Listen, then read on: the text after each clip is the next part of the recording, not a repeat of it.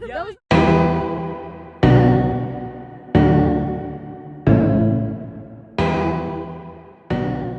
Hello and welcome to an episode of Drinking the Kool-Aid. This is a comedy podcast dedicated to the mysterious. My name is Cassidy. My name's Amanda. And welcome to episode, is this 315? No. 314. No. I think it's 2? 313. 313? I think so. Ooh. Welcome to the 313. Yo, yo, yo. Where's the 313? I don't know. Oh, okay. Right here. You just decided that's something I've heard in a rap song, maybe. I mean, listen, Will Smith, Miami just got me going. She was listening to that and Biggie Smalls on the drive over here. So she's got it and she's in the headspace. I love it when you call me Big Papa. You know what I mean? Yeah. Sometimes you got to throw your hands in the air like you just don't care. God, I love it so much.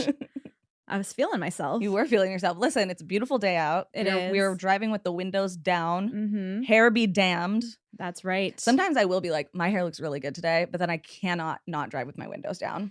Actually, I do love to drive with my windows down. Like, obviously not if I'm on the freeway because then it is just too much. But every single time you get into my car, you roll the windows down. So now I just automatically roll the windows down for you. The temperature in your car is always wrong. Well, I like for it. me. Oh, I thought I would think that you would like the AC on. You always have it really, really cold. Yeah. Or it's kind of hot. I feel like I like it. I like it cold typically. You like it cold. Yeah. So Yeah. I'm weird where I do like the cold air coming out and then I'll roll down the window. I like both. Then you're kind of getting the best of both worlds. Just like Hannah Miley Montana. Oh. You know, to some she's Hannah, to some she's Miley.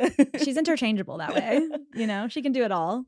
But yeah, I like a little best of both worlds situation for sure because, and it's so funny, and this is such like a weird grown-up thing.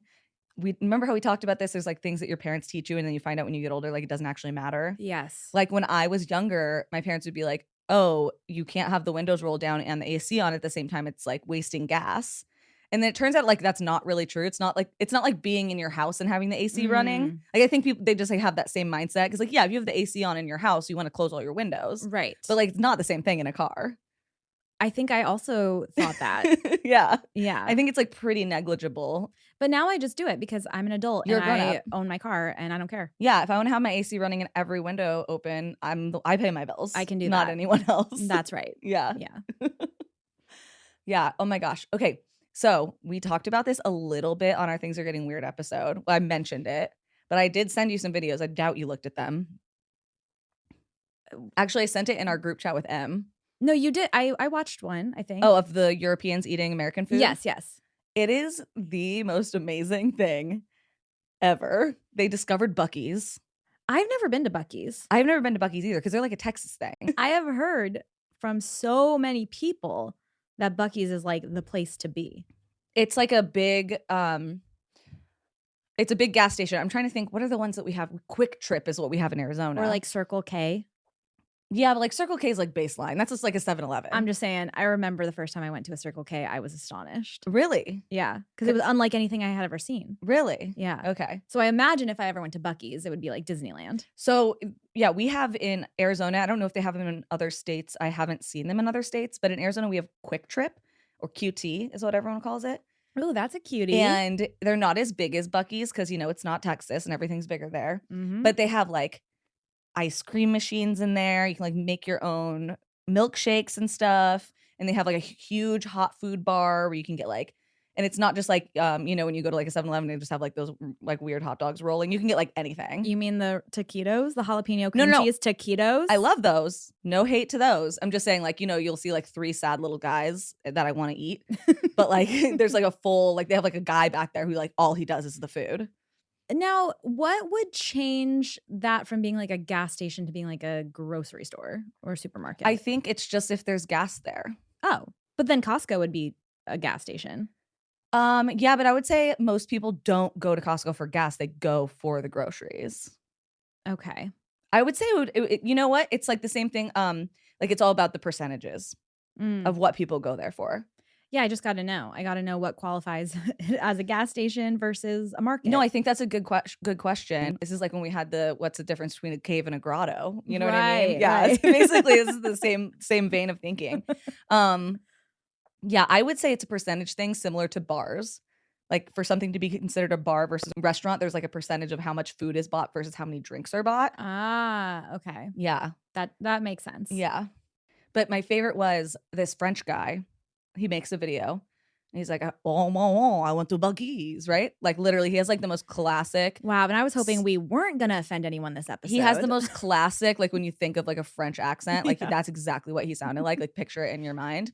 And he's like making videos. He's like, oh, I went to Buc-ee's. 1,200 gas station pumps to fill up. Like 1,200? Right? He's like, there's like 150 or something. There's a lot. And he goes, what are you refueling? The military? Like whatever, all this stuff. He's like making jokes. And then he goes, and I wanted to hate it so bad as a Frenchman in America. I wanted to talk shit on it, but I had those Bucky nuggets. I don't know what was in them. I think they were mostly sugar, and I ate the whole bag in the parking lot like an animal. And then he goes, I'm not wearing the hat, but in my heart, I'm wearing the hat. And that just made me laugh so bad. The fact that they have the mascot, like, does he show up to the store and like walk around? No, they have like a big wooden statue of him in front though. He's a beaver, yeah? He's a beaver, yeah. And like, so that logo, actually, I think when we recorded with Ed and Chris, Ed was wearing a Bucky shirt. He was. Yeah. Wow. Which, by the way, if you haven't listened to our crossover with Scared All the Time, go over there. We did a tsunamis episode. It was like one of their longer episodes ever. Yeah. I think it's like almost 2 hours of us just yapping with them. We love those guys. Yeah, we're gonna have more of a conversation with them on the Patreon. We're talking about the industry. So they worked on major television and movies and stuff like that.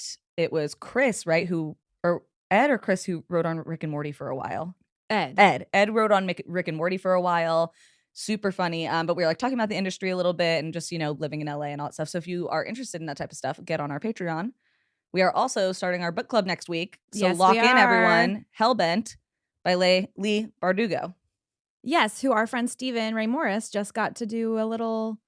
Oh yeah, for her children's book. Yeah. He did he moderated like a Q&A. Amazing. With her. Yeah.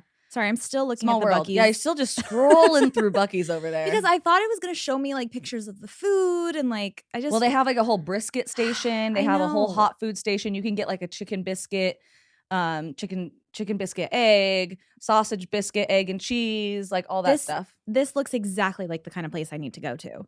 It has trinkets. Oh yeah, trinkets. A lot of trinkets. Oh my God. Mm-hmm. Okay. I need to go. I think they're only in Texas. No, right? there's some in Florida. Oh, okay. You St. can go to Augustine. Florida. That's not far from your parents. No, I was just in St. Augustine. You could go when you go to Florida. Okay. Or everywhere else. Virginia, Texas. But yeah, it's like all these people are in America right now for the World Cup. And it's just really funny seeing people who are experiencing America for the first time. And all they knew about America was like what they'd seen online in the news. And it's very sweet, actually, because, I think what all you hear about America right now in the news is like all the crazy, dumb shit that our government is doing. Mm-hmm. And these people are going to these small towns all over the United States and like experiencing like real Americans and are having like a really lovely time. And I'm like, see, you guys, we shouldn't be afraid of each other. Yeah. They should be afraid of us. And That's by they, you know who I'm talking about. You know who we're talking about. It's not left and right, black and white. It's up and down. And most of us are down. We should be going up, Listen, as long as we're here with the Buc-ee's mascot. With Bucky will lead us into battle. He will be our fearless leader. He'll take all the mascots with him. The symbol of the resistance is Bucky the Beaver. Listen, I could get behind that. The like but instead of doing like the kissing the three fingers, you like do buck teeth. Buck teeth. Wow. Yeah. We're onto something. Welcome to the resistance, everybody. Wow. Get ready. Oh, speaking of mascots. So oh boy. There's like this history page that I follow that was like they post like just, like historical artifacts and like give a little like blurb like, oh, this is from whatever era in whatever country. These are the dates, whatever. I should have saved the dates. I just got too excited. So I only saved the photo of this real helmet that was used in battle. It was actually like specifically created. Somebody was like, hey, I need this. Can you get this to me? I want to wear this in battle. Okay. Do you want to just guess what animal this helmet is? Okay. It's like in the shape of something? It looks like the head of this animal. Looks like the head of the animal. Mhm. Okay. And they wanted to wear it into battle. Okay, I'm thinking maybe something with like a horn would be kind of cool for battle. Okay. So maybe like a rhino. Rhino would be good for That battle. would be pretty cool. No, frog. Oh.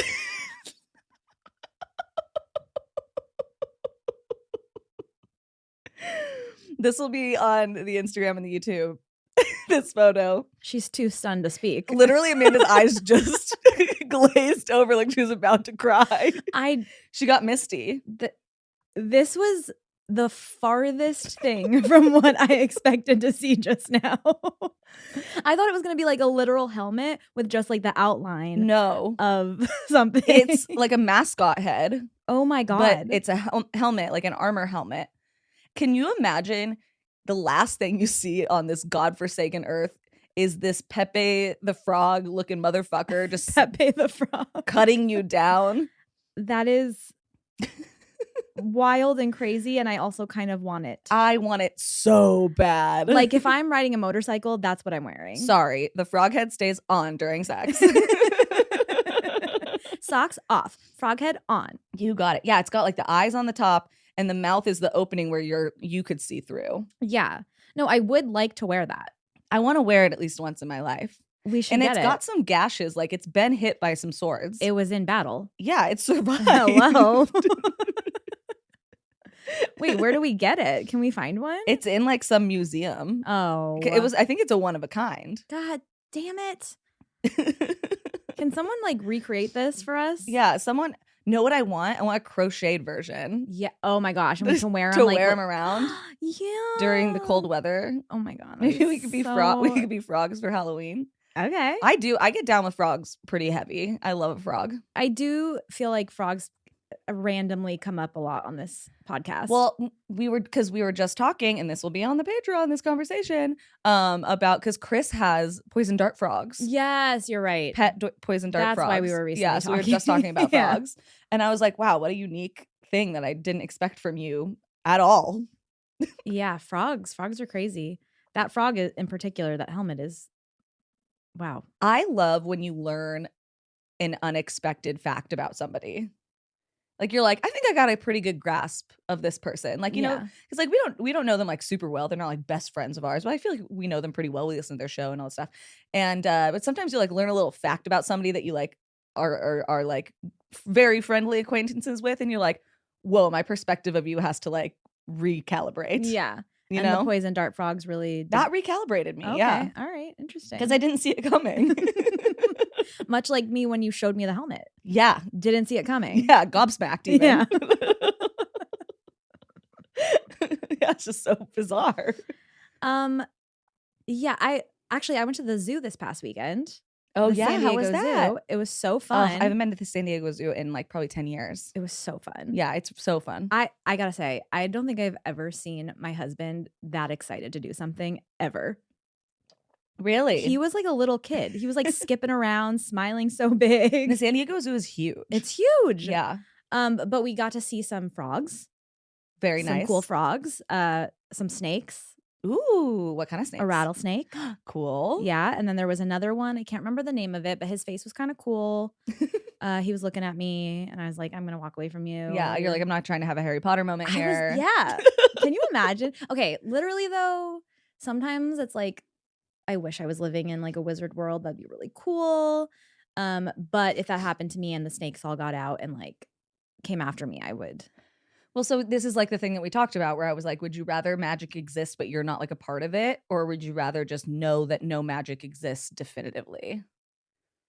I see. The problem is I want to be a part of it. Yeah.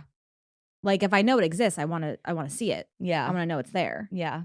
I want to do it even. You know? Let's do it. Like I want to do some magic. Like throw me a wand. Can you imagine, like, I think we all went through this phase when we were little kids where we thought we could move the paper with our minds, right? I could. Like, oh, okay. Good to know. Okay. Bend the spoon.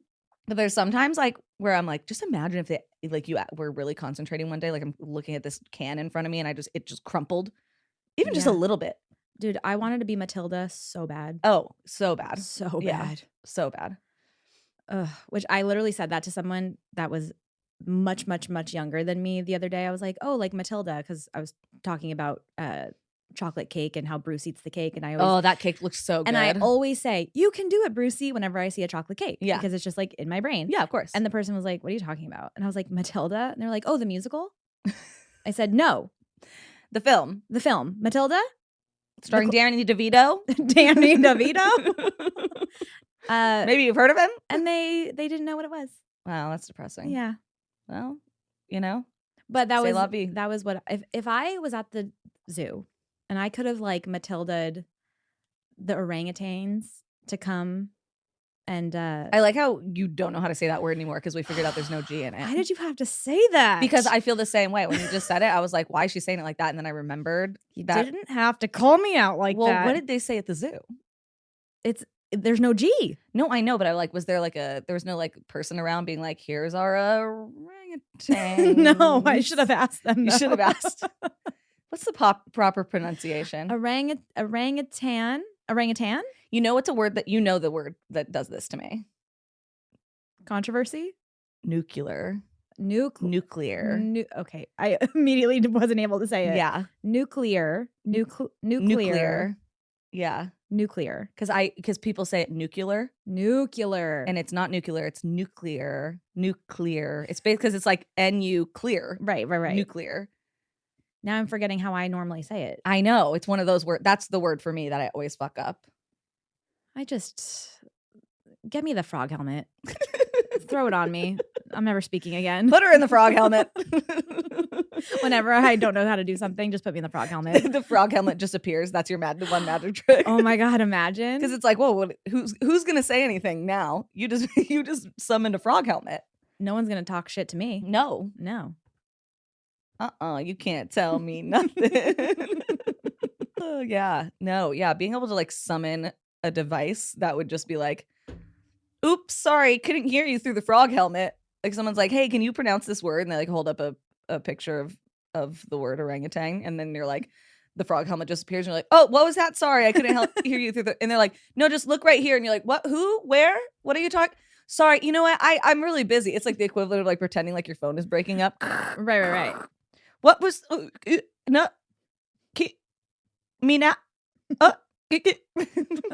Or if someone asks me to like do a task or a chore, yeah, I can just summon the frog helmet, and then chances are they're gonna be so weirded out they're gonna not ask me. They're to do gonna be that. like, you know what? I don't think I trust her to do this task and or chore. Right? She can't really see or hear through that frog helmet. She's got bigger fish to fry. She's got bigger frog legs to fry over here.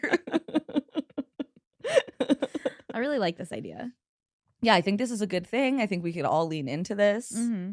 You know, there's a lot going on in the world today, and I think more frog helmets. I say, hear no evil, see no evil, speak no evil. Oh my gosh, you know what I will say? Okay, this is like political adjacent, but it's not politics. Okay, so nobody has to be stressed out. Don't be stressed, guys. Relax. Because I'm not talking about the substance of the issue. I'm just talking about how it's like, I'm like, oh my God, girl, relatable. Great, can't wait to hear it. So the Trump administration was having a meeting in the Situation Room. Do you know what the Situation Room is? I don't. That's like where they go when they're dealing with the situation. Oh, I know the panic room. Is it really called the Situation Room? Yeah. And that's like top secret. Only like the real inner circle get to go in there. I feel like Mike the Situation should have been allowed in there. Well, he would like to, from what I've heard about him. Oh.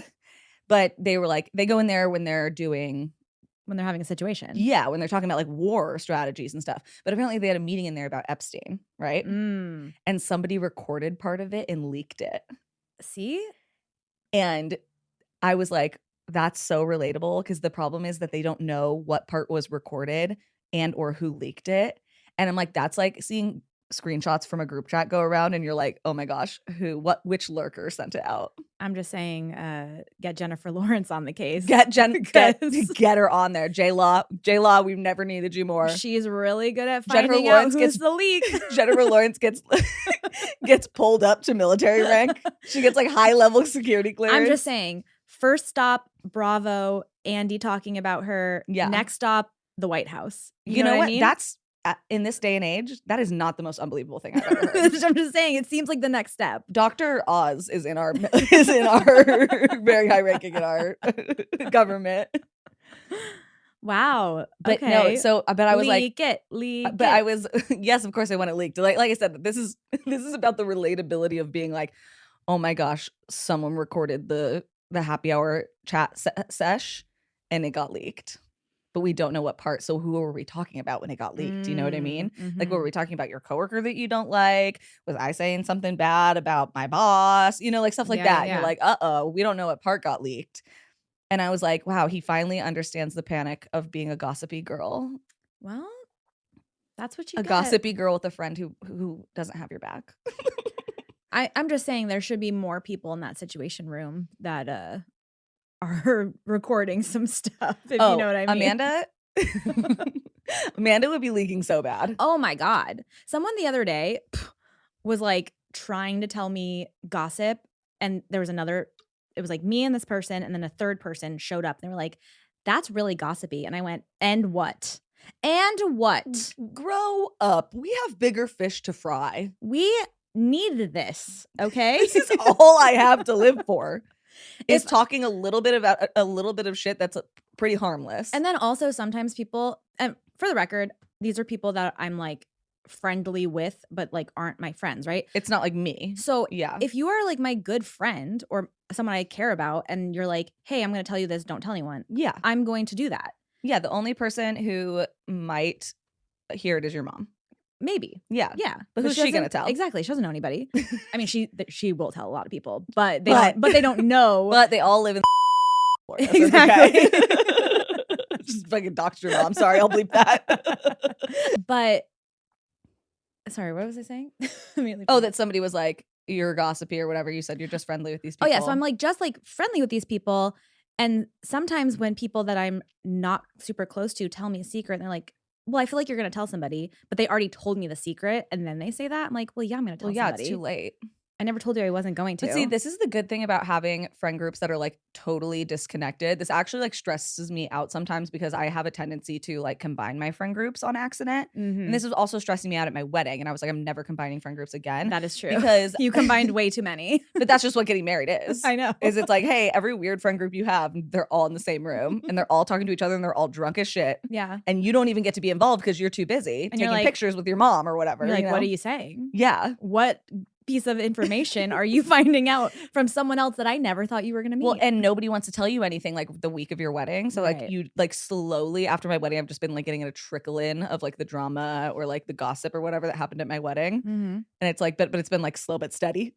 So that's been a nice little like a little treat afterwards. Little treat for me. Yeah. Yeah. Sometimes I get annoyed when I find out like people that I introduce like are texting each other. And I'm like, okay, well, cool, because I thought I was entitled to whatever this is. And now suddenly you cut out the middleman and I'm the middleman. I used to get really, really upset about that. I've learned now to get over that, but that used to happen to me my whole life. Oh yeah. I still sometimes will get mad when I find out that you and Kate were talking to each other without me. I'm like, you guys would not know each other without me. You would also hate our conversations. No, I know. And that's the thing is I'm like, I know it's for the good of our friendship so that I don't. Strictly about reality TV. So I don't just like fucking hate both of you. Yeah. Like, oh my God, shut up. But also, yeah, I get left out. She is literally like, put on the frog helmet. Somebody frog helmet me ASAP. No, I was actually funny because I was explaining this feeling to my stepsister and my mom actually, and I was like, well, yeah, because you know, like whatever, and they were like, no, we don't feel that way at all. And I was like, oh, you guys aren't toxically codependent like me and Amanda and Kate, like we're toxically codependent. No, I definitely get it because I have felt that way many, many, many times in my life. Yeah, I've just tried really hard to be like, it's okay. Well, so growing up I was never anybody's best friend. Oh, like, because we moved when I was a kid. So first of all, I was weird and also was a really conservative Christian family.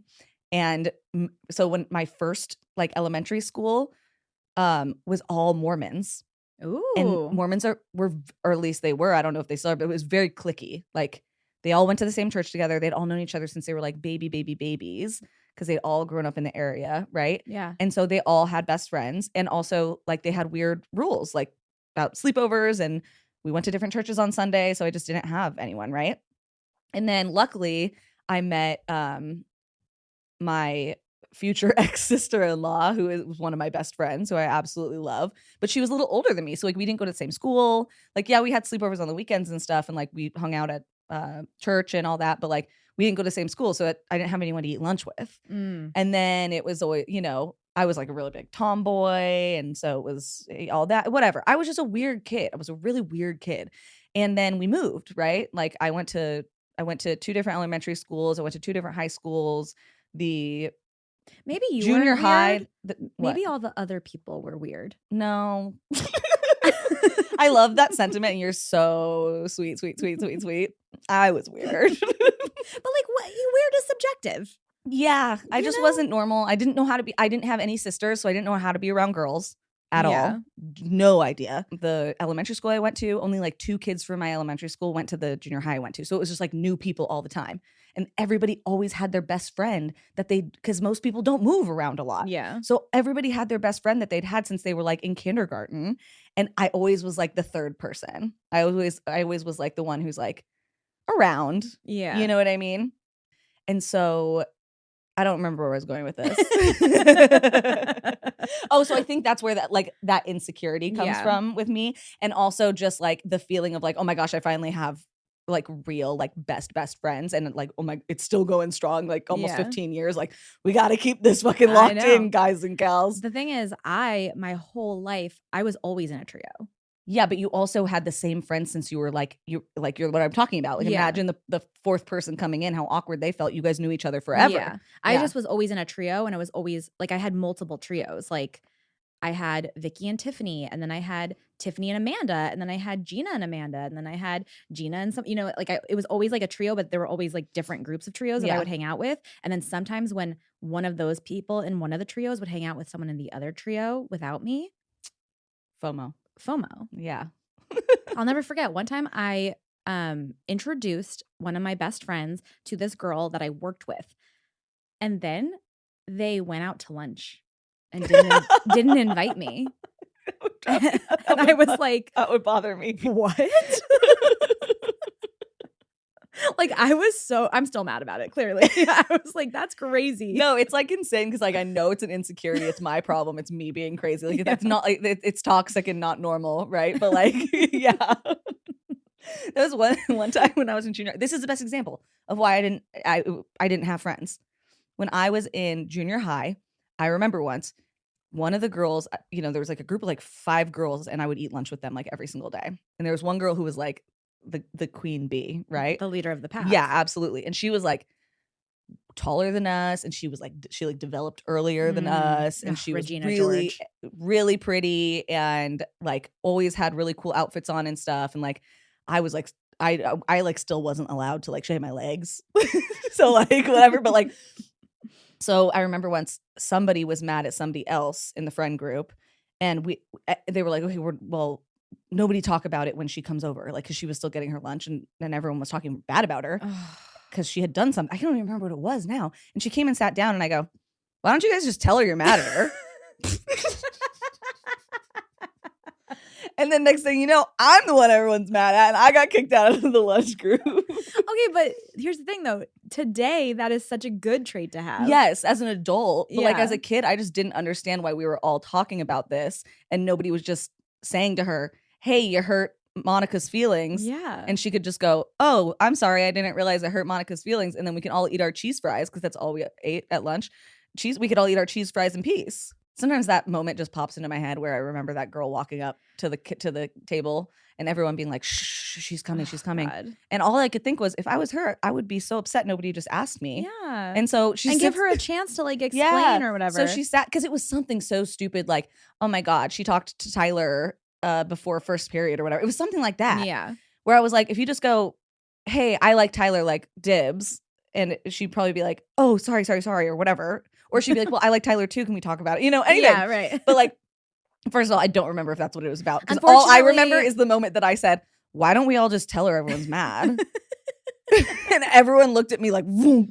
Like literally, it was like, it literally felt like I just, like in movies when bombs go off and all you hear is like, Yeah. that's what it felt And it's like, boom, boom, Yeah. boom. Yeah. I was like, oh no, I've made a huge mistake. I have stepped on a social bomb that I didn't know was there. I bet that girl was real happy that the hate went on you. Oh, it was immediately. So you helped her, really? I really did. She probably is like, oh my God, and one time I was going to be in trouble with my friends, and then this girl came over and said some crazy shit.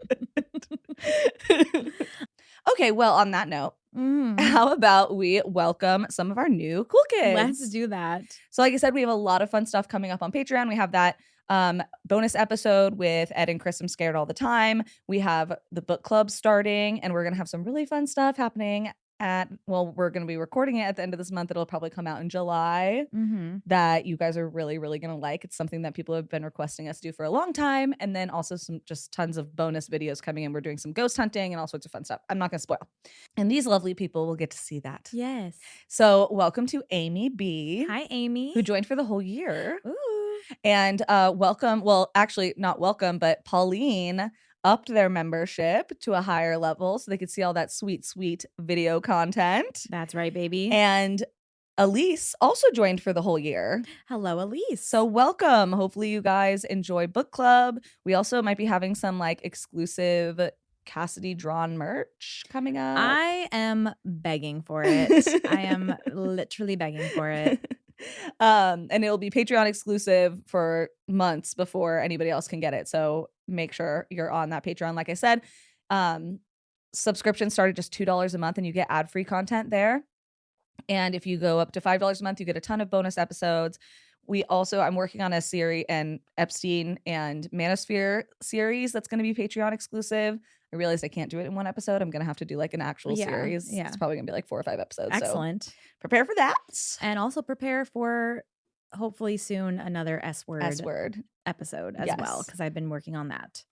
So thank you so much to our new patrons. And also thank you to someone who did not put their name, just says someone, who bought us some beers, but they're turning 30 on Saturday. Oh my gosh. So this is from last week. So they turned 30 on the 13th.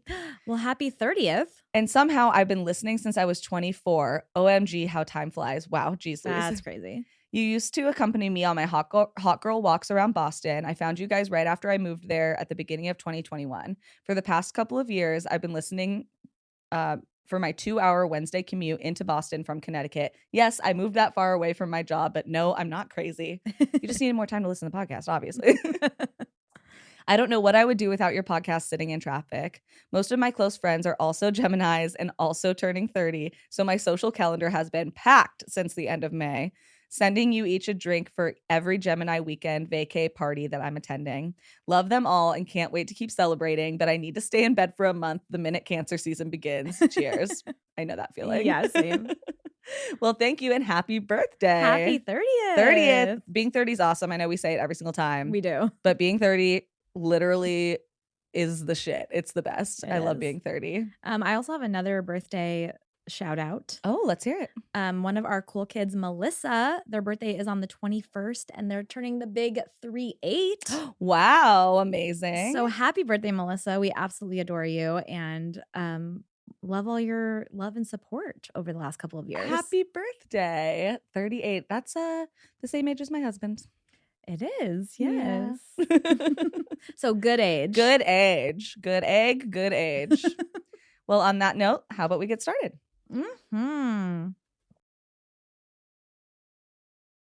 All right. So today, I'm going to be talking about Gregor Mcgregor. What? Gregor Mcgregor. A guy so nice you had to name him twice. Wow. Am I going to like him? Okay. There's, like with any true piece of shit, sometimes you're like, God, that's too good to not like. Yeah. I get you. But then you're also like, there's other things, and you're like, oh, that's not so good. This happens to us often, so yeah, it's fine. The problem is sometimes when people do the most evil or insane things, it's also the funniest thing. Yeah. And you're like, God damn it. Why'd you have to do it like that? Exactly. Because this could have been really funny. Yeah. So my sources today were history.com, an article by Evan Andrews, Encyclopedia Britannica, and Wikipedia. Let's get it. Yes. And the Encyclopedia Britannica article was by Bianca Escamilla. Yes. Okay. So Gregor McGregor. Which I have to say, when people do this, like name their children like that. Yeah. Like I've known someone named John Johnson, Michael Michelson, like, Yeah. that type of like, what are you up to? Already just like you're setting them up for a life of either being, I would say, no, scammers. That's a scammer name. Double name is scammer name. I don't understand that at all. Like, truly, what were you thinking? You know, like what was going on in your mind? Sometimes you'll meet someone and they'll be like, yeah, I'm John Johnson the Fourth. And you're like, God, they just keep popping you guys out, huh? Stop doing that. You guys can't do it. Just like name a different name. Any other name. Yeah. There's so many names available. So many. It's crazy. You can even make them up. People do it all the time. Apple? Apple's not a made up word. That is a real I word. just mean like that's a crazy name, but we love her, you know? Well, actually, the name Jalen is a combination of two other names, and this woman wanted to combine these two names, and then now Jalen is a very popular name. There's like a bunch of Jalens in the NBA. Yeah. But like, yeah, you can just make a new name. You really can. Okay. So Gregor McGregor, he was born on the 24th of December, Capricorn, in 1786 in Scotland. Okay. So he lived on a property. I should have guessed. Yeah. Gregor McGregor would have been Scottish. It sounds like a racist stereotype, you know, when they like make up names or they're like how people are like, Gregor McGregor. It's how J.K. Rowling would have named a Scottish person. Yeah. So he lived on a property with his family up until about 1617, and then he joined the British Army. Well, in the army, he actually used he like got married over something about this story is because he was like pretty unimportant until a certain time. Some of the timelines are like a little bit different depending on what source you're reading. Okay. But like during this time while he's in the British Army, he ends up getting married to a woman who her family was quite wealthy. And at this time, it was not uncommon to actually pay to like level up to get higher up in the ranks of the military. Okay. So you'd be like, I really don't feel like being a foot soldier. I want to be a general or a commander or whatever. And you could just kind of pay for the title instead of having to actually achieve it. Yeah. Instead of like actually having to do the thing. Yeah. And it's how the British Army would pay for whatever they were doing. Perfect. Yeah. So he ends up fighting in South America against the French invasion of Venezuela, and eventually returns to the UK, where he ends up in London with his wife. So his wife, like I said, came from a very wealthy family, well-known family, and he kind of got to live like this high society life for a brief amount of time where he was like, you know, highfalutin. He's got some money. He's got a little bit of clout from his wife's family. And that was, you know, that's what he really wanted. He didn't want to be like this farm kid from Scotland. He wanted to be like a nobleman. Okay. Relatable. Yeah. So he had been craving this. He gets this little taste of this. And that's when his wife dies and he loses everything. Oh, no. Yeah. So because the wife's money had been her family's money and not her money, when she dies, he basically loses access to not only the like physical coins of money, but also the social currency that he had while he was with her. And he hates that even more than being poor. Because he was like, I was fucking hanging out with nobles. I was drinking champagne in places, you know, that most people can't get into. And now look at me. Nothing. Now I'm just Gregor McGregor. Yes. Before I was Gregor McGregor. Exactly. Yeah. It's all about the inflection. Yeah. So he goes back and joins the Venezuelan army. Okay. And while switch sides in the Venezuelan army, well, so it's kind of complicated what's going on here because it's like a lot of proxy wars happening. But either way, he is fighting for Venezuelan independence. And he ends up moving up in the ranks very quickly because he is really, really good. He's very charming. He's really good at manipulating things that he's done in the past. Like, this is where I'm like, okay, boy, get it. Cause like kind of like me. Like I can see myself doing this. Like where he's like, well, yeah, my rank in the British Army was like this. And then like, doesn't disclose that he paid for it. He's like, right. I did all these amazing things. And they just kept promoting me. I don't even know like what was going on. I'm just saying, does that make you a scammer if you're talking your way to the top? Like if people are fucking. He's very much doing like a fake it till you make it type situation. Yeah, as people should. Yeah. So he ends up moving up in the ranks and he is fighting in this Venezuelan War of Independence now against Spain. Okay. He actually ends up serving as a general under Simón Bolívar. I'm sure I'm saying that. Bolivar? Bolivier? Maybe. I'm making that up, but it sounds right. This guy was born in Venezuela, Venezuelan national. He was like in charge. He's like very, very well known, highly respected in the Venezuelan army. And like I said, McGregor is serving under him and they become pretty close. Okay. So it's like hardcore. Actually, so much so that McGregor actually ends up marrying this guy's cousin. So now once again, he's connected to a very well-known family. I will say I don't know if I trust his intentions. Yeah, I would. Yeah, I would agree with that also. Yeah.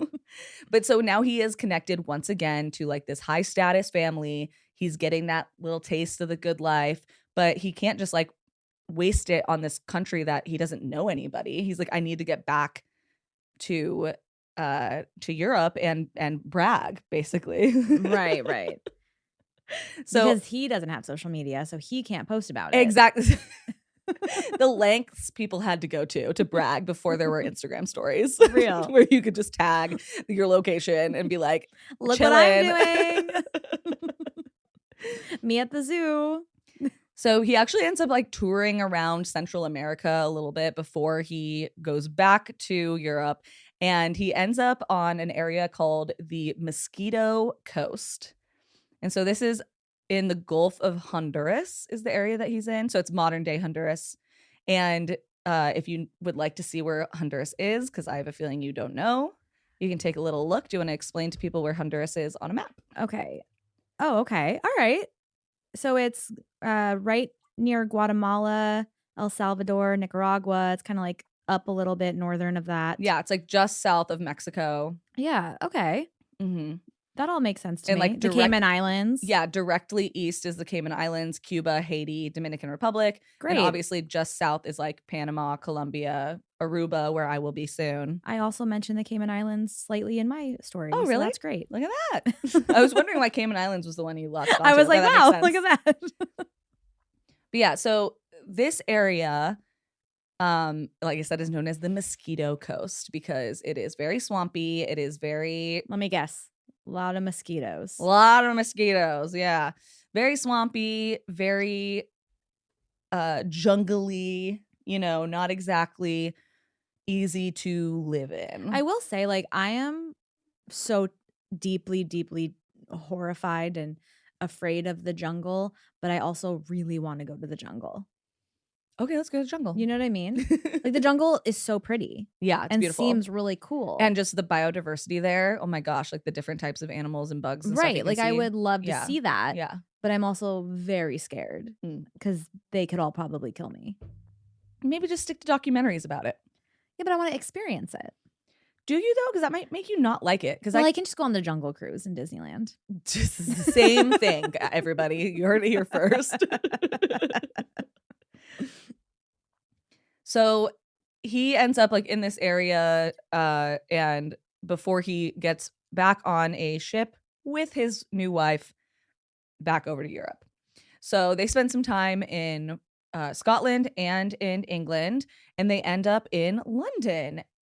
And he starts to tell people, guys, not only am I a war hero. Oh boy. I was actually given by an indigenous ruler in Central America 8 million acres of land. Wow. And there's actually like an amazing community over there. I am the prince of this place. And the name of it is Poyias. Okay. And he has all these maps and he has all these deeds and all this information about the land and the money and the culture of this 8 million acres of land that are the kingdom of Poyias. Is this a real place? We're going to get there. Oh, okay. So he starts telling all these aristocrats about it. And he's like, yeah, oh my gosh, I'm a prince, by the way. Hi. And so he's so convincing because he's so charming that there's actually like someone in the royal family. So I was like looking up how the British royal family worked. I like kind of knew, but there's basically so many people in the extended British royal family that there's like dukes and duchesses and like whatever. Well, that's why there's like, oh, I'm the fucking 17th in line for the crown or whatever. Like, and all these people have to die. Yeah. And they all have like property. Yeah. So, and like estates. Right. So he's like so convincing in all of this that one of them actually like are like, oh, come live on one of my estates and live in the house. And I want to invest in this like new colony that's in the new world. Wow. Yeah. Must be nice. He's going, oh my gosh, I'll sell people 100 acres of amazing farmland in this beautiful place in the new world for only 11 pounds. Well, something tells me there's no land. So he's, talking to all these people. He's going to these different parties. And when he starts talking to when he's talking to the poorer people, he's like, I can get you 100 acre land deed right now for 11 pounds. Right. Right. But when he's talking to a rich person, he's like, for a couple hundred or a couple £1,000, I can make you like a duke or a duchess or, because this is a brand new country. So like all the royalty is brand new. Right. And also when you get there, there's not going to be any issues with the locals because they actually granted me their like local, like signifier of being the head of the tribe. Okay. Of this land of Pius. Wow. Or Poyias. Pius is Pope Pius. I was going to say Pope Pius. We know him. But yeah, so, these people are eating this up. And he's selling land. He's selling aristocracy. He ends up actually basically investing like, 100,000 Poyias dollars worth in the British Stock Exchange. Of course they had their own currency. Yeah, so he gets like these $200,000 or pound loans and he's like getting issued bonds and all this stuff. So he's like making money hand over fist doing this. And eventually he ends up getting people so amped on this that they're going to take a ship over to Poyias in 1822. They're going to go? Yes. I need to open my second drink. Open your drink and get ready for this because it's pretty fucking interesting that he got away with this. So at this point, he's become such a fixture in London's like high society. People refer to him as His Highness Gregor. Wow. Okay. So he's like, listen, no one has to know that my name is Gregor McGregor. We're going to just go with His Highness. His Highness, please. This was all a ploy to get people to stop calling him Gregor McGregor. But he had all of this like, paperwork and documentation and all this stuff that like just made this seem really legit. And at this time, you couldn't just like call the embassy and be like, what up? Right. You just had to believe. See, oh my God. Sometimes I just like wish I lived in that time. Like I don't want to like Google it. I don't want to look it up. I don't want to know the truth. I want to just believe. I really genuinely think like if I were to fully lean into being evil, the time I could have gotten away with the most would have been the 70s. So we got telephones and stuff. 1970s. Yeah, the 1970s. Okay. We have telephones. We have plumbing. Right. I'm not trying to. Well, that's when all the serial killers got away with it. So yeah, but there was no like Google. Like nobody could like fact check me at the bar. You would just like take me at my word, and I'm really convincing. Yeah, I'm really gullible. Oh, in a past life, maybe I scammed you. No, you for sure did. Yeah, like you for sure. But I'm hoping that like you got me involved enough that I was like, I came along for the ride. I fell too hard, and then I was like, well, now I got to make her my whole actual partner. Exactly. But I still was out of the loop. I still didn't know about it. You know, that makes sense. Yeah, that's kind of where I wish I was. So here we go. We're sending more than 200 people over to Poyias. Okay, take me there. Take me to In Poyias. in the history.com article, they called them the Poyias-bound pilgrims. That's right. Yes. Get over there. So the first boat actually only had like 50 people, but the second boat, which came 4 months later, had over 200. So now at this point, we have like 250, 260 people, depending on the count. But the problem is they had invested like their whole life savings into this. They are dirt poor because they are like, yes, I'm going to have something more valuable than money, land. When they arrive, they very quickly realize that there is no capital city of St. Joseph, which is what they'd been told. They had been shown like drawings and whatever of this like beautiful beachfront city with like buildings and infrastructure already. They show up and it's quite literally a swamp connected to an insect infested jungle. Perfect. So they think, okay, well, maybe we got dropped in the wrong place, or we need to go deeper into the woods. And every time they try, it's like miles. It's just, they realize it's just miles and miles and miles of uninhabitable jungle. And is Your Highness Gregor Mcgregor? He's back in London, he's yucking it up. He's not even with them. No, why would he do that? So he sent. Okay, got it. Got it. Never mind. Yes. Okay. Yeah. Perfect.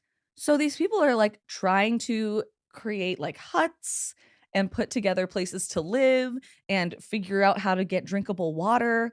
But unfortunately, the biggest issue was, what did we say this place is called? Poyias. No. Oh, The Mosquito Coast. Oh, Mosquito Coast. Yeah. Yes. And so everybody's getting fucking malaria from the mosquitoes. Did Gregor McGregor send all these people here to kill them? I don't think he on purpose did. I think he just wanted his money and he was like, uh-oh, I'm in too deep. Okay. But so I'm going to quote a journal entry from a man named James Hasty, who is a Scottish pilgrim, because most of the people who went were Scottish. It was his own people. And he said, quote, sickness and despondency was so general that few were able or willing to make any exertion. And so basically people were just dying. And by the time in May of 1823, so this is not even a year later, there is a British ship that's coming from Belize, and they are like, oh my gosh, what's with all these people over here? And they get evacuated. Problem was, originally, remember how I said it was like 250, 260 people? Mm-hmm. Yeah, they picked up about 50 people because everybody else had died. Holy shit. From diseases or starvation. Yeah. That's not good. So they get brought home, the survivors. Mm-hmm. And the problem is McGregor's not facing any consequences. Some of the people who were there even said, oh, there was like a misunderstanding. We got dropped in the wrong spot. Like, we trust McGregor fully. And so he doesn't really even get any consequences like by the government. He does briefly get arrested because he can't pay back some of the bonds and stuff that he was given. Because obviously, who's going to be mad at you more than anybody else? The fucking bank. And right. Who has pull with the government more than just these like lowly people who spent all their money to do this? The bank. But he ends up getting released because there was a lack of evidence that he was scamming. Because he was like, well, technically my bond isn't up yet. So I shouldn't have to pay you back.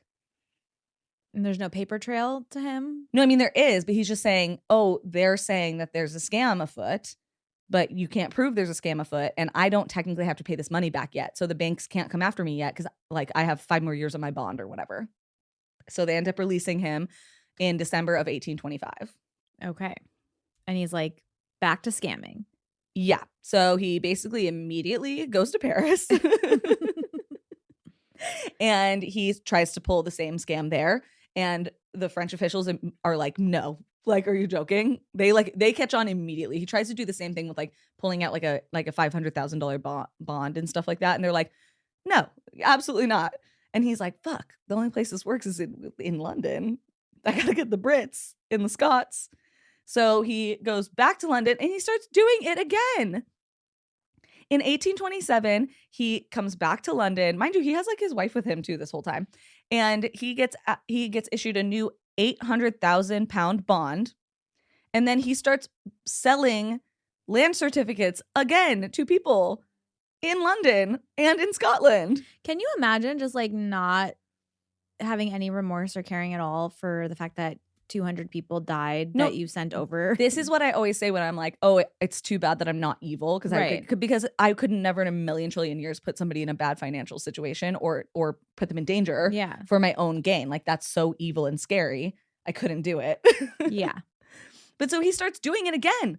He just starts selling these things again. And everyone, like, you know, there's like some people that are like, hey, something kind of weird happened last time he was doing this. But also, like I said, he was so charming. People were just like, oh, Still yeah, believing it. I want to be a Dutch of Pius or whatever, or Poyias. I want to, yeah, for sure. It's a fake place, so I can say it wrong, okay? But yeah, he's like selling these land certificates. He's selling, once again, noblehood status to these people in London and in Scotland. And eventually in the late 1930s, so he does this for like another 10 years. Wow. And in the late 1930s, he ends up going back to Central America. He actually ends up going back to Venezuela, where he was awarded a full military pension for his participation in the war.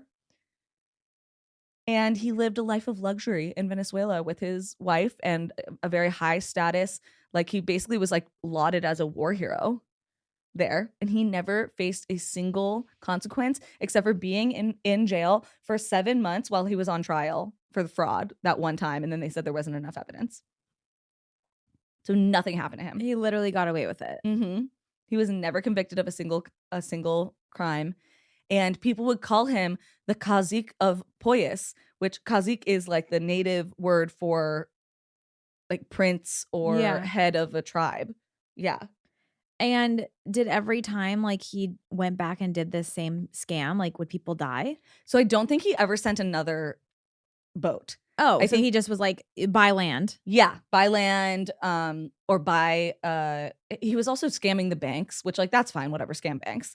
But like, because he got, like I said, he got like an $800,000 bond. Yeah. One of the things that I saw said it, like, equivalent to today's money, he scammed over $1 billion. Holy shit. Worth of cash from banks and people, and most of that money came from banks because he was pulling out these faulty bonds. Yeah. But he was also having people, before they moved there, this is why it was so fucked up, like they had no money when they got back, because he was having them convert their money from the pound, the British pound, to a Poyias dollar,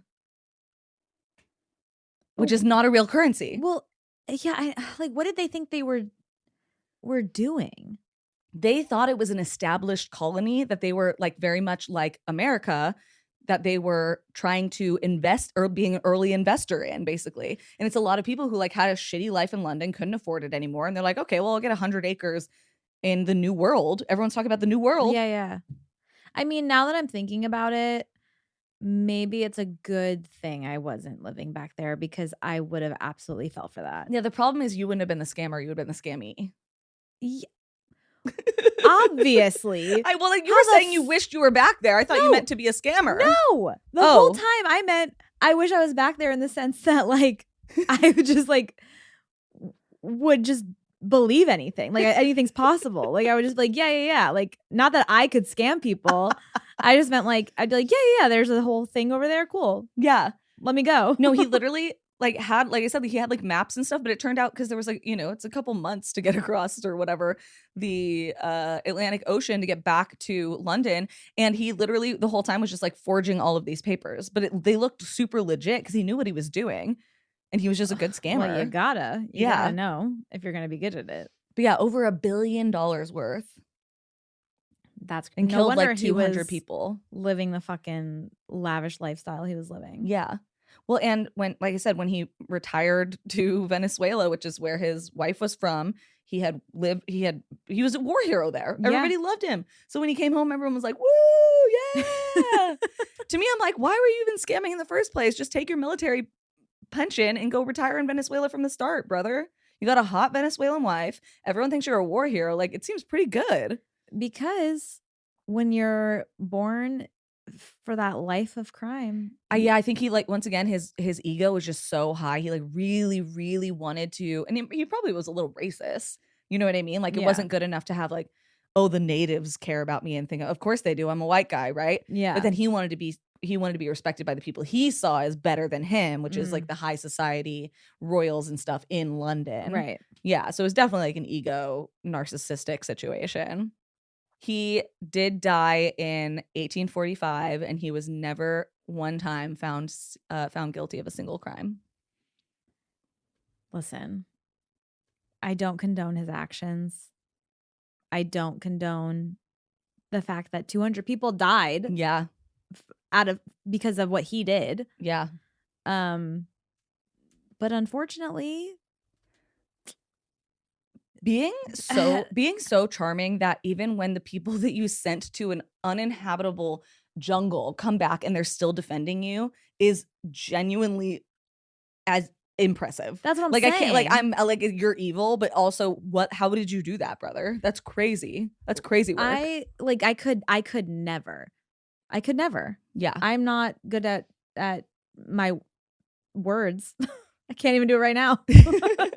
She can't even put together this one sentence. Like, I'm not like, some people have that gift. You have the gift of the gab, you know, where you can like, you could probably talk yourself out of a lot of things. You know what I mean? Yeah. Oh yeah. Like talk myself out of trouble. Yeah. Yeah. I've done it before. Yeah. And I'll do it again. I know you will. Well, thanks for that history lesson. You're welcome. And now you know where the Gulf of Honduras is. Now I know. Mm-hmm. Now I know. And the Mosquito Coast. Exactly. Mm-hmm. So today we are going to be talking about, actually, you know what? It's summertime, so it also is appropriate to be talking about this. Okay. We're going to be talking about an amusement park. Okay. That was known to be one of the most dangerous amusement parks in the country. Okay. Action Park. Oh, have we not talked about Action Park We before? have not talked about Action Park. God, that's crazy. I know. Another one where you're like, yeah, how have we not talked about this before? Yeah. So my sources were the documentary Class Action Park on HBO Max. Go watch it. History.com by Bryn Holland. WeirdNJ.com by Mark.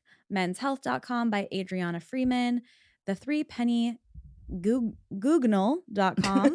and Wikipedia. Yeah, I think I've seen that documentary for sure, so that's probably why I just assumed that we've covered it. Yeah. I know about this. Yeah. So like I said, it's the summer. And that means you're going to go to an amusement park or you're going to go to a water park. I loved going to water parks when I was a kid. We're going to get there, but I fucking hated water parks. Like, I didn't like running around in my bathing suit and having to go on like the slides where your bathing suit would like either ride up or your skin would get like static. Do you remember you know what I'm talking about? No, not really. Going down the slides and like you would get like a weird like static cling or like burn on your arm when you would go down. No, that never happened to you? I mean, that's what the water's there for. Are you going down dry slides? No, I don't know. It's just like were these improperly moistened slides? That's what it sounds like you're describing to me. I mean, maybe. I would say most of the slides I went down, you were in a tube. Like you're sitting in a tube. Yeah. No, you never went down like a one with just. I mean, I have, body? but those ones always had a lot of water in them. I don't know. Like maybe a ton of water. Maybe the local water park, the local watering hole that I went to wasn't the best. Arizona doesn't fuck around when it comes to water parks. I believe that because there's nothing else to do when it's 120 degrees outside. That's you so have true. to go and be as wet as possible. Yeah, that makes a lot of sense. Yeah. Yeah, I was never a water park like fan. Like I definitely have fucked up and like put my arm up and like the plastic will like give you like a rug burn. Yeah, like a rug burn basically. Yeah. But if you keep your arms on your chest, that's usually the way they have you put your arms like this across your chest. Yeah, if you do it the right way. Yeah. So you were just willy-nilly, arms flailing. Well, seems like a lot of the people that went to Action Park were similar to me. Maybe it's an East Coast thing. Maybe doing it wrong. You know what I mean? So yeah, that is where we're going today. We're going to Action Park. It was an amusement and water park located in Vernon Township, New Jersey. Yes. So the park, it was split up into 3 different areas, like the 3 main areas. There was Alpine Center, Motor World, and of course, Water World. Mm-hmm. And basically the entire thing with Action Park was that the entire park, all of the rides were just poorly designed. They were poorly constructed. They were built by like regular old construction workers just Yeah. kind of hired off the street, you know what I Yeah. mean? Not like actual engineers that came in and were supposed to be the ones Yeah, that's like a whole building job. this. Like people, Yeah. like engineers who work on creating rides is like a whole job. You like go to school specifically for that. 100%. Yeah, As yeah. you should. Like Yeah. this is once again Final Destination 3 pops up. Mhm. But this is why I never would go on like fair rides or carnival rides because I'm like, I don't fucking know who built that. I'm sure it was an engineer, but like still, that shit's Yeah. scary. I still go on them because I don't really care that much about my life. You love like you're a thrill seeker. I am less so now in my old age, Yeah. but you can still get me on any. You did go on like a really, really scary ride when we went to Queen Mary. the Queen Mary Dark Harbor. Yeah, me and Joe went on the zipper. Yeah. So that is who was kind of constructing these poorly designed rides. And the staff was pretty much made up entirely of teenagers that were undertrained and underqualified to be operating these rides and keeping people safe. Yeah, absolutely. Yeah. As it should be. But before we get into like the park and the rides, we're going to discuss the man behind it all, Eugene Mulvihill. So he's this businessman. He was working on Wall Street in the 1970s, and he ran his own brokerage firm called Mayflower Securities with his friend Robert Brennan. Gene, very much like Gregor McGregor. Gregor McGregor. Very charismatic, very charming. He was a very over-the-top, eccentric type of person. A lot of people like to compare him to Leonardo DiCaprio in The Wolf of Wall Street. Okay. And also in the documentary, Donald Trump was someone they compared him to. Oh, okay. But so like every time he would make a sale, he would run out of his office. He'd start popping champagne. He'd start pouring it out for everyone, like just very over the top. Yeah, everything he did was the best thing in the world. Yeah. And surprise, surprise, he's also a little bit of a scammer. This guy had a boy mom. I already know it. I'm sure Gregor McGregor did too. Okay? Yeah, yeah. So this is also during the height of the penny stocks, which was a common scam that people would do. That's in the Wolf of Wall Street. Yeah, so they would sell worthless stocks to unsuspecting people for a large sum of money. And his company kind of took this idea and implemented it into what they were doing. So they were making a lot of money screwing over people basically until 1973 when the company got suspended for doing that. They got found out. Okay. And he was essentially banned from Wall Street. Okay. So now Gene and his friend Robert Brennan, they need to find a different way to make money because now they're broke. And they decide to create a brand new company called the Great American Recreation.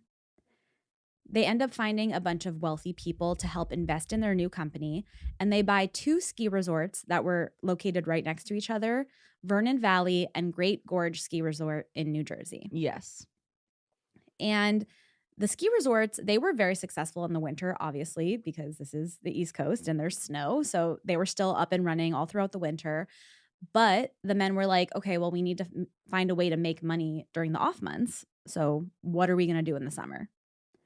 And that's when the idea of a water park came up. Of course. Why not? They began construction on the park in 1976. And on July 4th, 1978, Action Park was officially open to the public. And on its opening day, they ran 2 promotions. One was a Dolly Parton lookalike contest. I love that. And the other was a tobacco juice spitting contest. Sick. So you could just imagine like Yeah. what was happening Yeah, here. it's giving white trash. Yeah. As white trash, I'm allowed to say that. That's Yeah. my culture. Those are my people. No, absolutely. I would have been Absolutely. right there with them. You would have been in the Dolly Parton contest. Oh, for sure. Actually. Yeah. The higher the hair, the closer to God, baby. Exactly. So according to Gene's son, Andy, he said, Gene didn't want to do the same old shit where you just get strapped into something or it twirls around. He wanted to take the idea of skiing, which is exhilarating because you control the action, and transfer it to an amusement park. There's inherent risk in that, but that's what's fun. Yeah. And Gene kind of like, while I was looking this up, he reminds me a lot of the guy who did the Extreme Haunted House, McCamey Manor. Oh, Russ yeah. McCamey. Yeah. Just in the way like Well, that's what's fun about it. Like you're getting scared and you're doing this crazy thing and it's the adrenaline and like, Yeah. aren't you an adrenaline junkie? Like Yeah. that kind of thing. Which is also still kind of like a little like narcissistic. Oh, Plays absolutely. into all that. Yeah.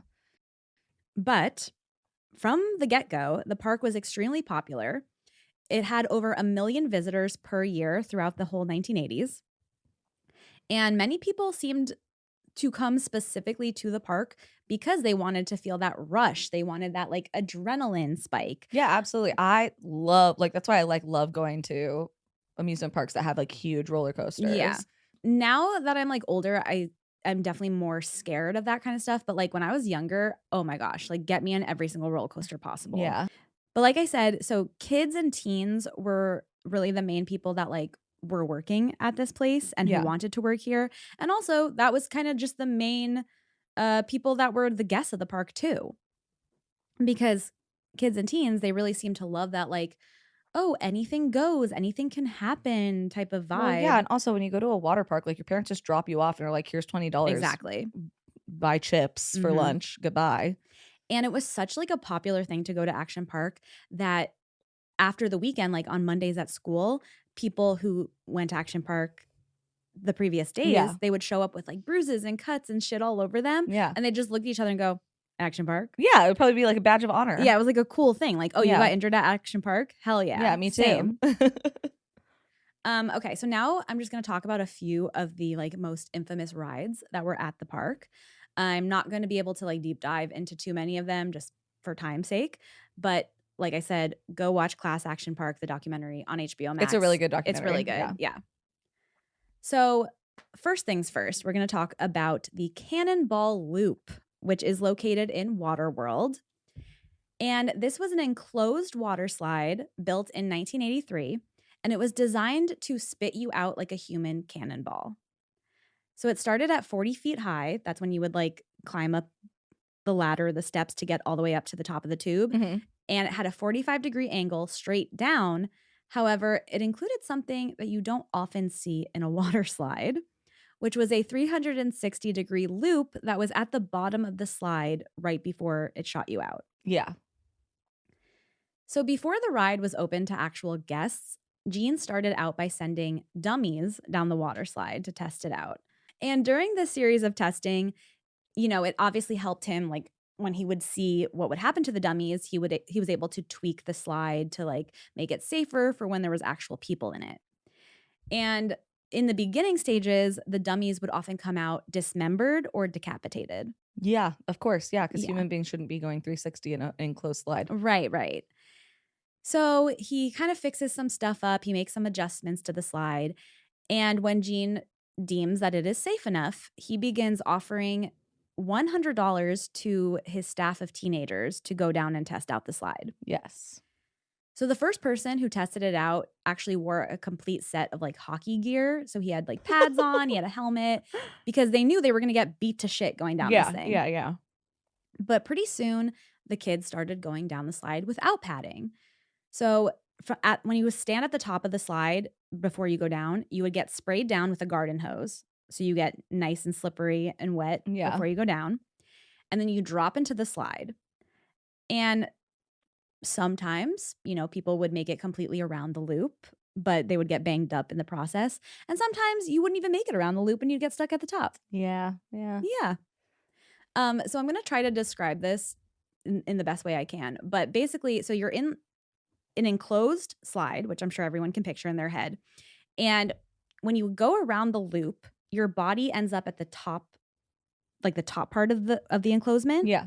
But then before you would go around, your body would fall down and bang into the bottom part of the enclosement. Yeah. And then either continue to go around or get stuck up there. Is enclosement a word? Is that encasement? Enclosement? Enclosement doesn't feel like a word. Did I make that word up? You might have made that up. I don't know for sure, but you keep saying it, and I'm like, I don't know if it is a word. I've never heard it before. I might have made it up. Debatable. Wait a minute. You're like, Amanda, it says that you updated this Wikipedia page. Last edited by Amanda Goodness. Well, because the problem is the first thing that came up was like, yes, It is, but that was the AI, and so I was like, obviously, I'm not going to pay attention to that. And then enclosement on Oxford English Dictionary, but Merriam-Webster is trying to say enclosure or to enclose. Okay. Enclosement, So maybe I just noun. I put two words together. Yeah, I think it's fine. To enclose is what it means. You guys, listen, I made up a word and we're going to stick with it. It's a tube, okay? It's enclosement. apparently it's more used for like, it used to be what people used for enclosure. Oh, okay. And it was like back in like when I'm looking at 1580s, they would use it for like a pig pen. Be like, oh, that's the pig pen, like enclosement. Okay. So you're not wrong. I'm not like so off. It's base. just not a modern word that people use for what you're using it for. Well, I'm bringing it back, baby. Baby, we're bringing it back. You heard it here back. first. Yes, the word's so nice we had to bring it up twice. See? You guys get it. You guys get it. This is what's happening in this episode. Yeah, so that's what would happen. And then when they would get spit out from the cannonball, they would have bloody noses, cuts on their elbows, their knees, their chins, all the good stuff. So to help with the fact that they were like hitting the top and the bottom of the tube, essentially, they added banged around in there. They added padding to the top and bottom part. Well, that's nice. But it does feel like that would fuck with the water situation.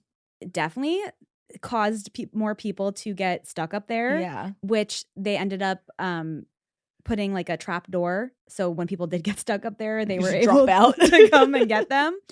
But it actually made things so much worse in regards to people getting cut up, because people would smash their faces so hard that they would lose their teeth. And then the teeth would get stuck in the padding. Yeah, in the padding, yeah. So when other people went around the loop, they would get cut by the teeth that were stuck in the pad. And if I got cut up by someone else's fucking tooth, that's like an infection waiting to happen. I mean, like that's nasty. Everything at a water park is an infection waiting to happen. If you don't leave a water park with a UTI, did you even go to a water park? That's what I'm saying. That's why I don't like water. I never liked water parks. Like, they're nasty. I don't know. I know. I'm sorry. I just like, it's one of my things. I always hated them. No, I think that it's fair. And I went to them. I just hated them. We should actually be sending the people that are coming here from other countries to water parks.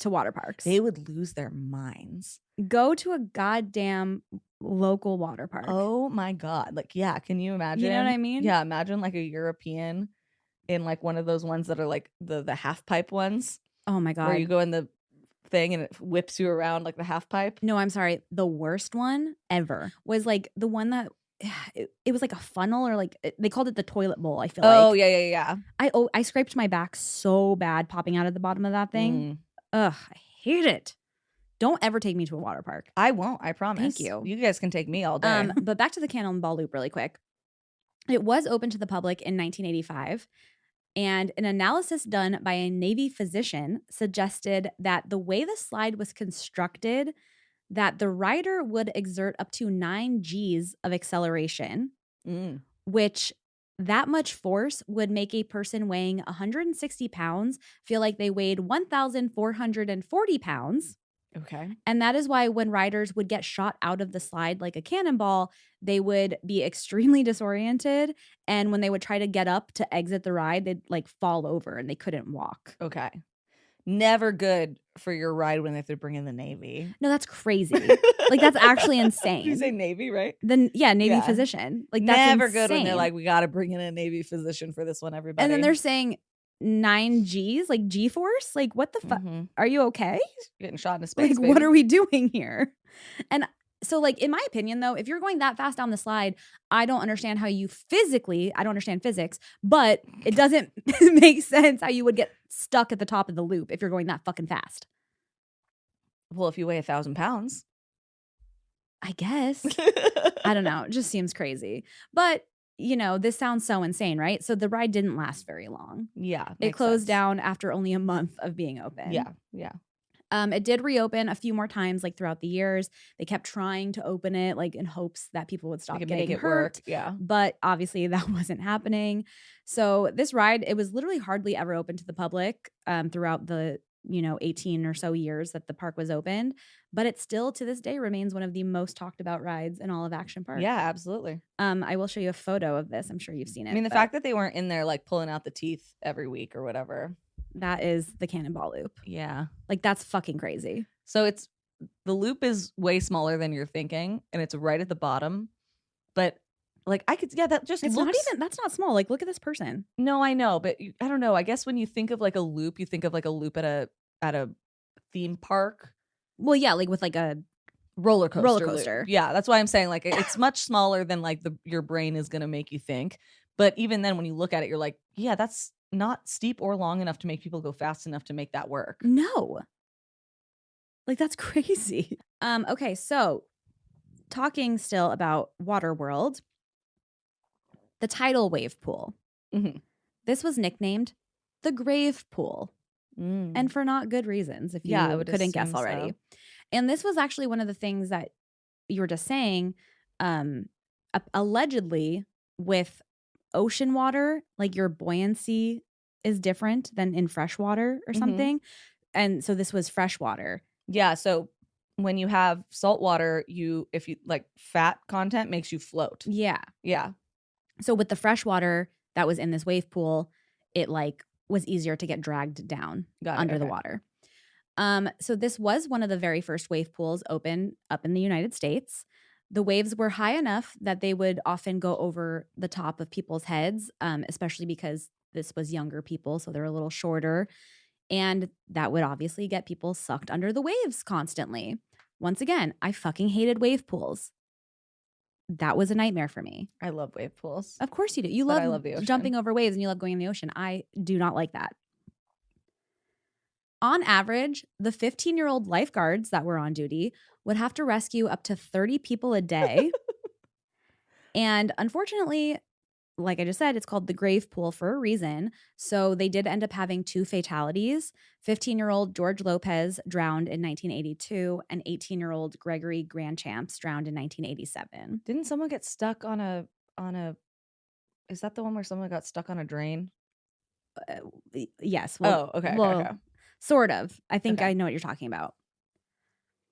That was the I'll just get there now. That was the what a good segue, huh? The kayak experience. I think this is what you're talking about. 27-year-old Jeffrey Nathan, his kayak tipped over, which often happened in the kayak experience.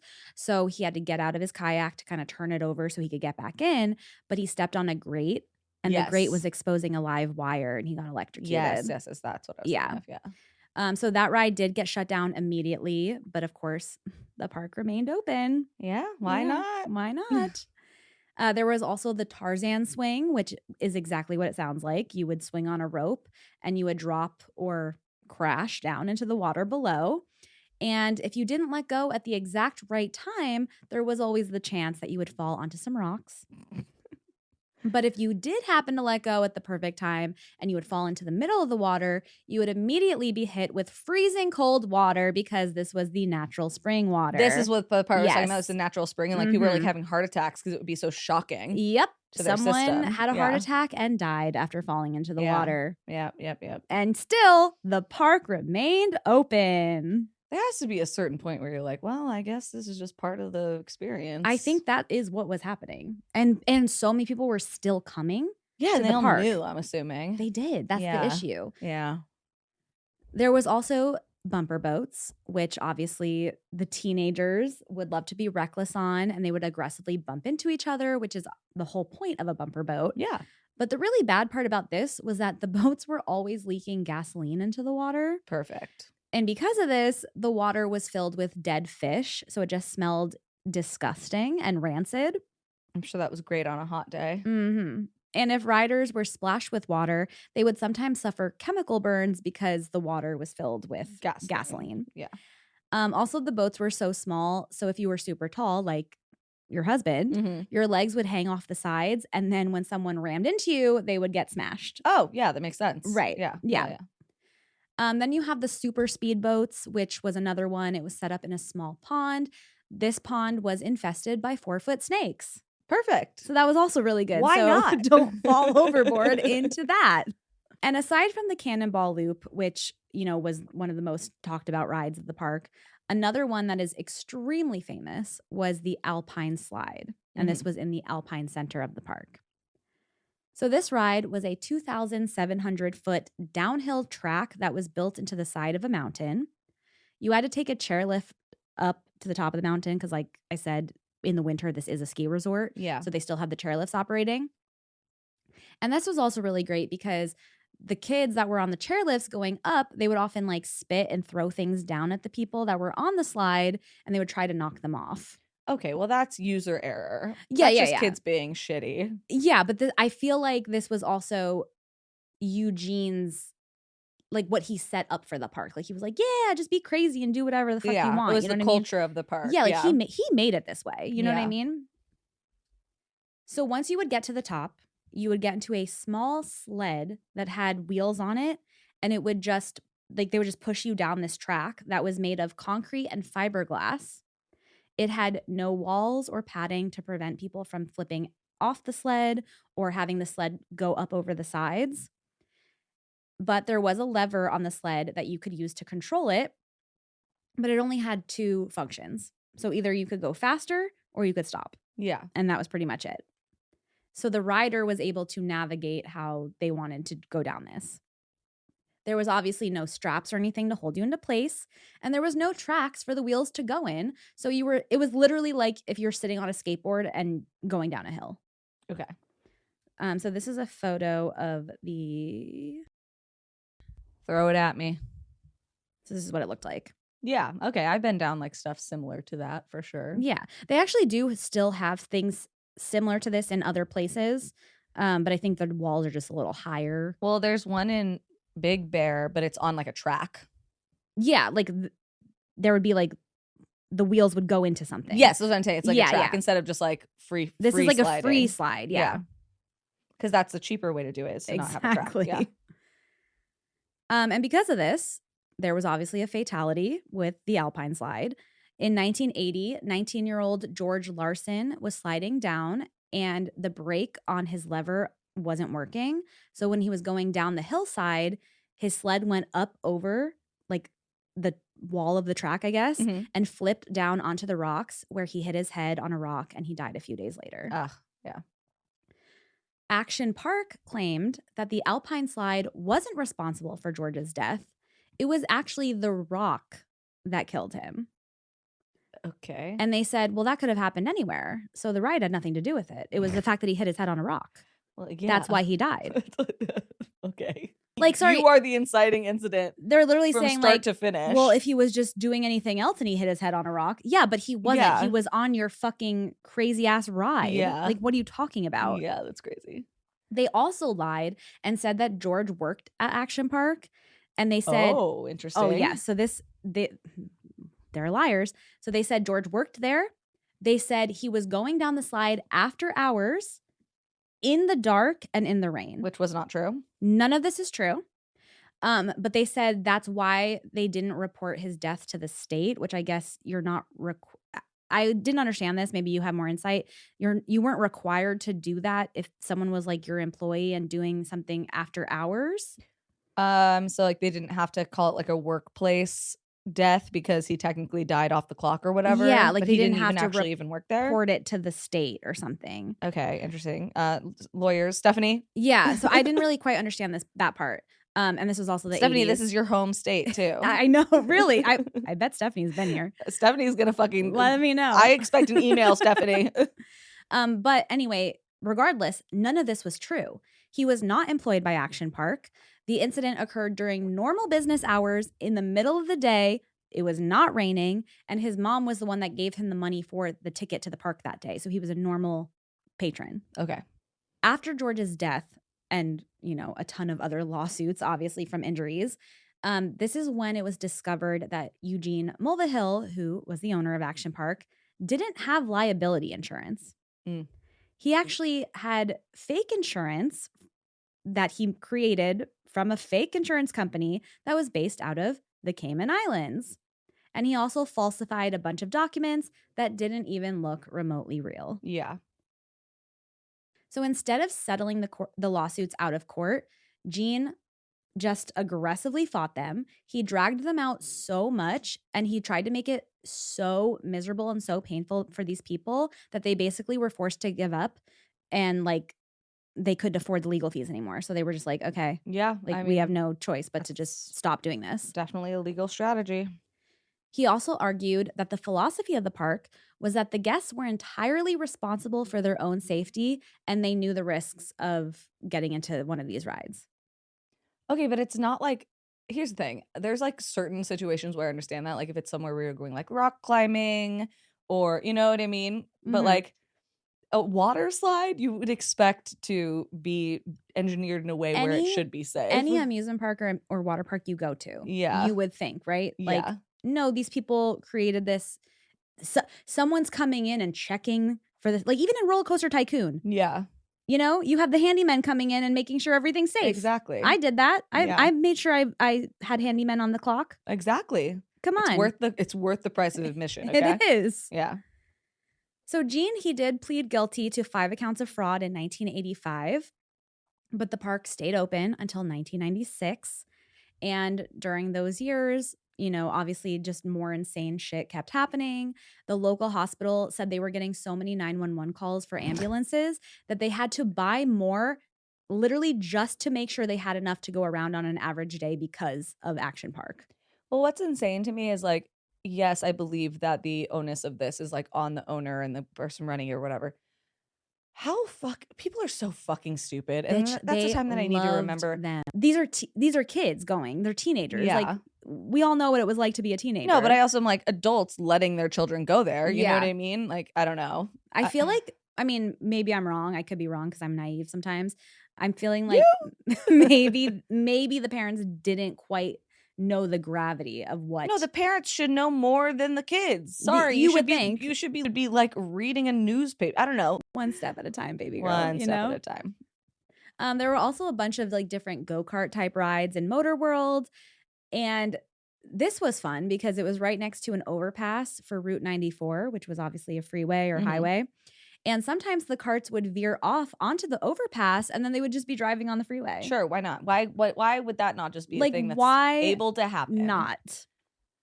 But after years and years of lawsuits and safety violations that happened, in 1996, Gene's company had to file for bankruptcy and Action Park was forced to close. 2 years later, after it closed down in 1998, Action Park was bought by someone else, completely redone into another water park that is still open today called Mountain Creek, which I used to go to all the fucking time as a kid. So they figured out how to make it safe. When I found out this was Mountain Creek, I screamed. That's so funny. I used to go there all the time. I went on the Tarzan swing. Oh, really? Yes. Did they make it safer? They made it safer, okay. Yes. Although still hurt myself. Because if you don't fall right and you smack into the water, you hurt your back. Yeah, I mean that's just going into water in general. That's why they that's why they tell you to cross your arms over your chest, and you weren't doing that either. I was not. You were getting staticky? Question mark. That's the only way I know how to describe it. They also in Mountain Creek had, and I think they also had this in Action Park. They had cliff jumping. Yeah. So you could jump from 20 feet or you could jump from like 50 feet or something. And me and my brother used to do this. All of the memories when I saw that this was Mountain Creek now came flooding back. Yeah. And I was like, I used to go there all the fucking time. That's so fucking funny. Like, this is crazy. What a flashback. What a fucking, like, so I went to Action Park. Yeah. Like, I was there. Yeah. You went to Action Park Light. Exactly. Yeah. So if you are from that area and you have been to Mountain Creek or Action Park, I would love to hear about it. Send us your stories, man. Please let me know. Yeah. Wow. Yeah. I love water parks. It's once again, like I said, I'm white trash unapologetically. I love water parks. I do love that all water parks are like, hey, we need to be able to make money during the winter too. We should do mini golf. Yeah. Well, what are you gonna do? Yeah. You gotta do something. No, I love it. I respect it. I'm here for it because I also love mini golf. So what are you gonna do? You heard it here, guys. You heard it here first. Go to a water park. Found dead at drinking the Kool-Aid host found dead at water park. It's most likely Cassidy, not Amanda. That's what you learned. It's not me. Yeah, that's what I'm saying. It's definitely not me. Well, if you're found dead there, they killed you somewhere else and brought your body there. Right. If I'm found dead there, I just know I died happy. You know, I'm happy for you. Thank you. All right, so we have a listener story from V Nasty. V Nasty, hey. And V says, hiya, it's V from the UFO Adirondacks story on the Chupacabra episode. Ooh, throwback. Yes. Oh, yes. I have stories for days, but this one keeps coming to me. It gets pretty heavy. Sorry, Amanda, but it is more proof that our loved ones who have passed away can communicate with us. Okay, I'm locking in. So backing up to my freshman year of college in 2011, I found a sterling silver toe ring on my friend's dorm room floor. I asked if it was hers, and she said no, so I just slapped that shit on and wore it all the time. For real, it never came off.